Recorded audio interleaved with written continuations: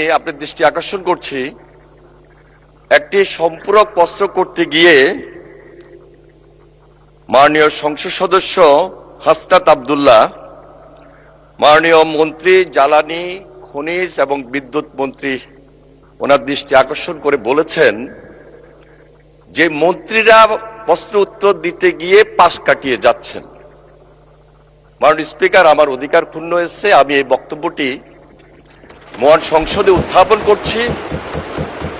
ওনার যে প্রশ্নটি ছিল মন্ত্রী বরাবর মন্ত্রী উত্তর দিবেন, কিন্তু উনি বলেছেন মন্ত্রীরা পাশ কাটিয়ে যাচ্ছেন।